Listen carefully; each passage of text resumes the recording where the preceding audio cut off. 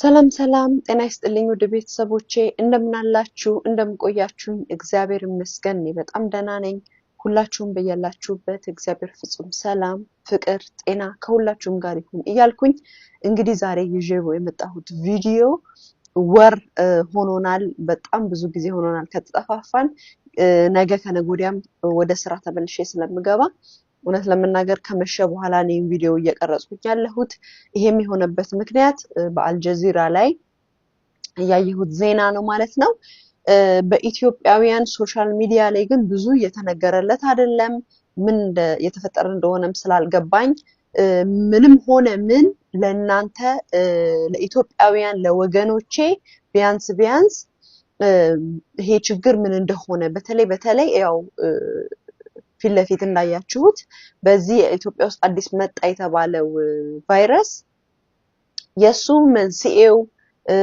እንዴት እንደሆነ ሲምፕተሙ ወይም ደግሞ ምን እንደሚያረገን ከያዘን ማለት ነው ማረግ ያለብን ጥንቃቄዎችን ከማቀው ላይ ካየሁት ላይ ካነበብኩት ላይ አሳያችኋለሁ እነግራችኋለሁ እንደገና ደግሞ በጤና አካባቢ ስለምንሰራ ደግሞ እዚህም ደግሞ ካለው ኤክስፒሪየንስ ትንሽዬ ላካፍላችሁ እሞክራለሁ ምክንያቱም ኢትዮጵያ ያላችሁት ብዙም እንደዚህ አይነት ወረርሽኝ ተከስቶ ስለማያቅ ብዙም ሰው አያውቀውም ምን ጥንቃቄ እንዳለበትም ማድረግ ስለማያቅ ማለት ነው ካለኝ ትንሽ አካፍላችኋለሁ አብራችሁን ቆዩ በተቻላችሁ መጠን እኔ ቪዲዮዎችን ሼር አድርጉልኝ ላይክ አድርጉልኝ አልልም ቢያንስ ለምታውቁት ሁሉ ይሄንን ነገር ሼር እያደረጋችሁ ወገኖቻችንን ብንጠብቅ ወይም ደግሞ ራሳቸውን እንዲከላከሉ ብናደርግ ላለሁኝ አብራችሁን ቆዩ እሺ ከዜና ላይ እንዳየሁት ኢትዮጵያ ውስጥ ገባ የተባለው የቫይረስ አይነት ማርበርግ ቫይረስ ይባላል እኔ ሰምቼውም አይቼውም አላቅም እዚህም አገር ከመጣሁኝ አይቼውም አላቅም ማለት ነው የተያዘም ሰው አይቼ አላቅም ያው እኔ ፍሮንት ላይነር ነበርኩኝ ኮቪድ የመጣ ጊዜ ይሄ በሽታ እንግዲህ ብዙም ስሙን ላለመጠቀም እሞክራለሁኝ እንደ ድንገት እንዳያጠፉኝ ማለት ነው ይሄ በሽታ እንግዲህ ተመሳሳይነት ያለው ከኢቦላ ጋር ነው ኢቦላ ማለት ታውቃላችሁ በመቶ ሺዎች በተለያዩ አፍሪካ ሀገራት ተከስቶ በመቶ ሺዎች በሞት የነጠቀ በሽታ ነው ማለት ነው እንግዲህ ይሄ ኢትዮጵያ ውስጥ ገባ የተባለው በሽታ ዴድሊ በጣም ገዳይ በሽታ ነው የሚባለው ዴድሊ በሽታ ከሚባል በሽታዎች ውስጥ አንዱ ነው ማለት ነው እሺ እንደ ቻልኩ መጠን እንግዲህ አጠራጠር ለማድረግ ሞክራለሁ ብዙ ጊዜ እንደዚህ አይነት ነገሮች በተለይ ከኮቪድ ጋር የማነጻጸር ባህሪ ይታያል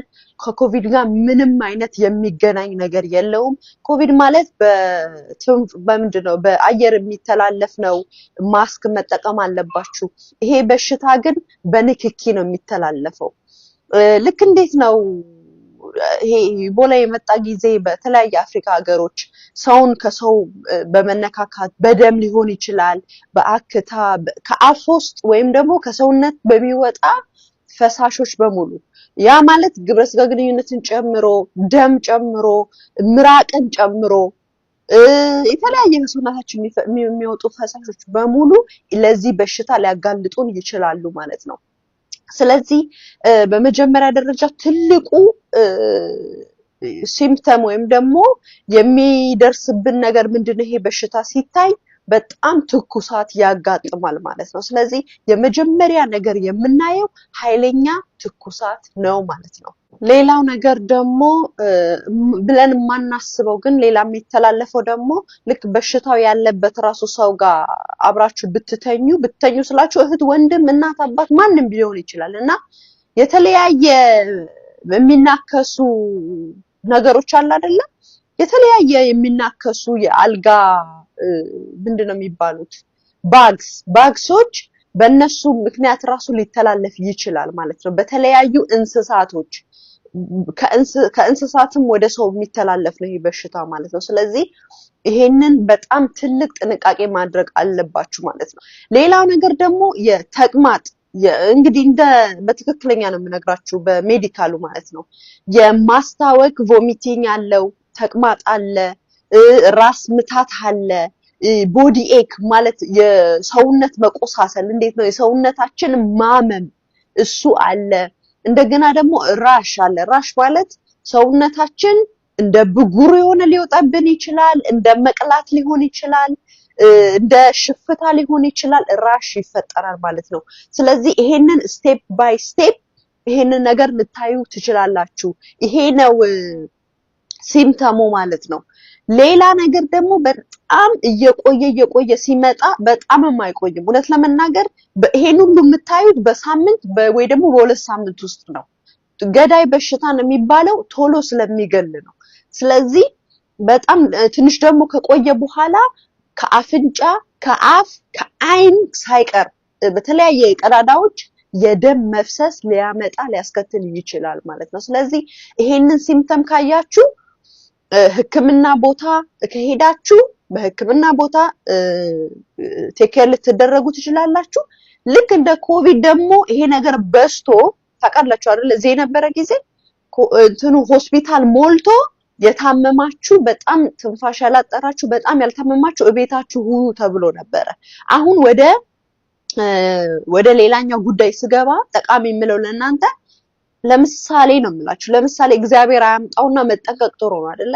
የታመመ ሰው ከቤታችሁ ካለ አንደኛ የምትጠነቀቁት አብራችሁ መብላት መጠጣት አትችሉም። ይሄ ነገር ኪውር እስከሚሻለው ድረስ ይሄ ቫይረሱ ከላዩ ላይ እስኪጠፋ ድረስ ማለት ነው፣ ህክምና እስኪያገኝ ድረስ አብራችሁ መብላት መጠጣት አትችሉም። ሰሃን ለብቻ ልክ እኛ ይሄ እንደ መጥፎ ነገር አትዩት። አውቃለሁ ትክክል ነው፣ ግን ቤተሰባችሁን የምትወዱ ከሆነ ለሁላችሁም ሲባል ጥንቃቄ ማድረግ አለባችሁ።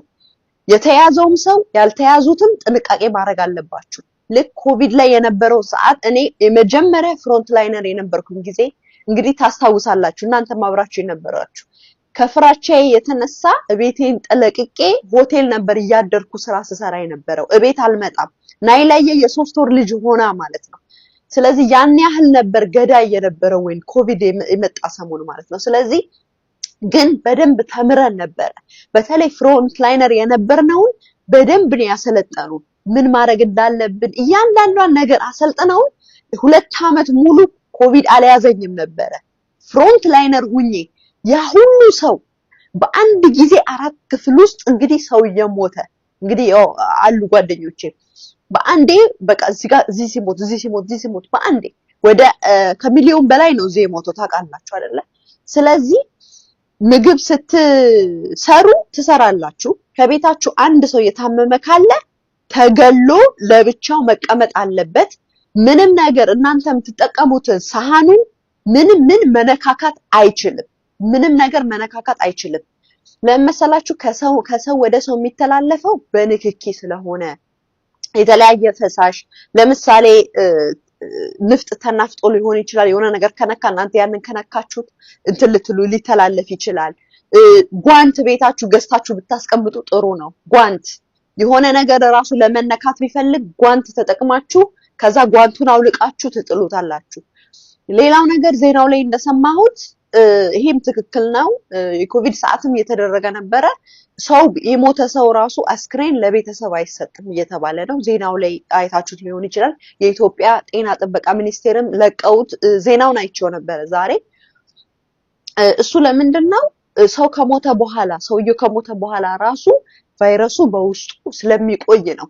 ስለዚህ ሰው የሞተ ሰው ካለ ቤታችሁ ልገንዝ ምናምን ካላችሁ እናንተ በዛ ቫይረስ ልትያዙ ትችላላችሁ ሳይሆን ትያዛላችሁ።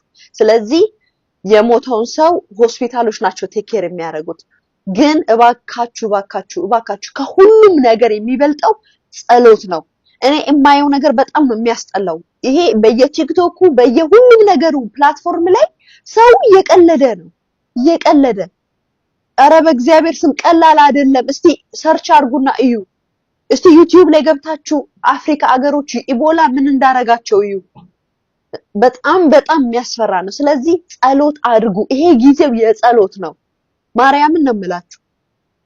እኔ ዩቲዩብ ላይ በየቀኑ ቪዲዮ እየለቀኩ መምጣት ምን ማለት አቅቶኝ አይደለም፣ ግን ይሄ ጊዜው ትንሽ ከዚህ ከዩቲዩቡ ከቲክቶኩ በተለይ ቲክቶክ ላይ በቃ የሆነ ሰው አእምሮ ራሱ የሆነ የተሰለበ ነው። የሚመስለኝ ማለት ነው። ይቅርታ አድርጉልኝና የሆነ አይምሮ ከላዩ ላይ ተወስዷል። ፎከስ ማድረግ አቅቶታል። ስለዚህ ፎከስ አድርጉ፣ ጸሎት አድርጉ። መጥፎ ነገር ነው ይሄ። እንግዲህ አልጀዚራ ኒውስ ላይ ነው እንግዲህ የታየው በቲቪ ያየሁት፣ እኔ በራሴ ነው ያየሁት አልጀዚራ ላይ። ስለዚህ እባካችሁ ኢትዮጵያ ውስጥ ያላችሁ ጤና ጥበቃ ሰውን አስተምሩ፣ ምን ማድረግ እንደሚችሉ። ቤት ውስጥ የተያዘ ሰው ካለ እንዴት ቴኬር ማድረግ እንደሚችሉ አስተምሯቸው። የጤና ባለሙያዎች እግዚአብሔር አምላክ ከእናንተ ጋር ይሁን። ምንም ቢሆን ምንም እናንተ ናችሁ የምትጋፈጡት። ስለዚህ እናንተን እግዚአብሔር ይጠብቃችሁ። ወገኖቼ እራሳችሁን ጠብቁ። አደራ አደራ አደራ። ሌላ የቀረ ነገር ያለ አይመስለኝም።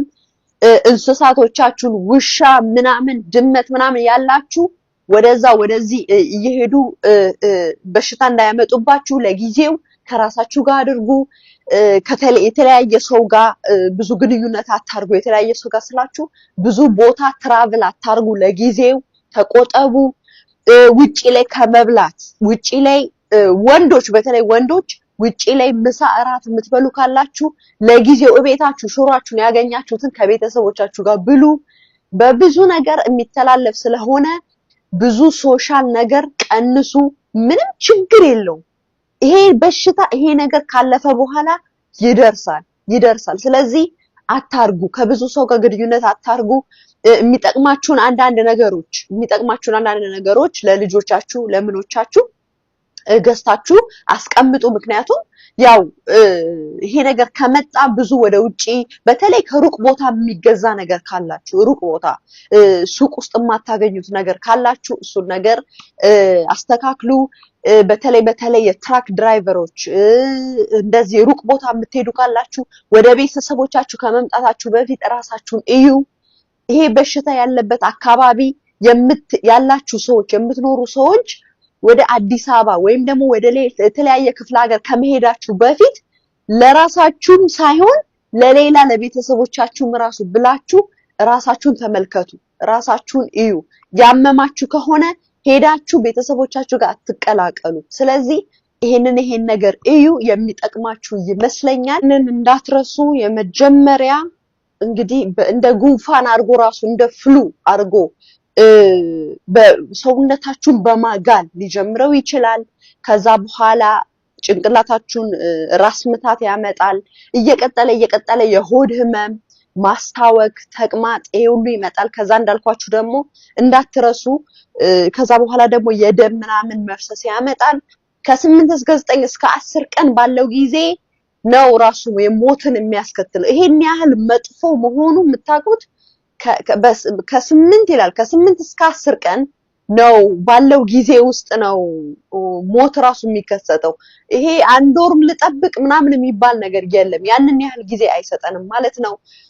ሌላ ደግሞ መርሳት የማልፈልገው ነገር ኢትዮጵያ ያለብን ችግር ሳይሆን ያው እኔ የማረገው ነገር ስለሆነ ነው በፊት እና ከሰው ጋር ልብስ መቀያየር፣ የሆነ ነገር ጫማ መቀያየር፣ የሆነ ነገር ይሄንን ለጊዜው አታድርጉ። ምክንያቱም በሱ ሁሉ ነገር ይተላለፋል ማለት ነው። ስለዚህ ንክኪ አቁሙ።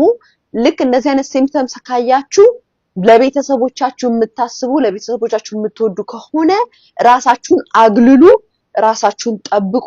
ቤተሰብ እንደው ለምን ትንሽዬ ጎጆ ቆርቆሮ ቤት አትሆንም? እዛ ሆናችሁ ምግብ እያመጣ መድኃኒት እያመጣ ይሻላል ማለት ነው። እንደዛ ካልሆነ ደግሞ በሕክምና ቦታ ላይ በተለይ አሁን ላይ ችግር ካለ ሕክምና ቦታ ላይ መሄድ ትችላላችሁ። እኔ እያወራው ያለሁት ለወደፊት ጥንቃቄያችሁ ነው። አሁን ላይ እንደዚህ አይነት በሽታ ካለ ታውቃላችሁ፣ ሆስፒታል ሄዳችሁ መታከም ትችላላችሁ።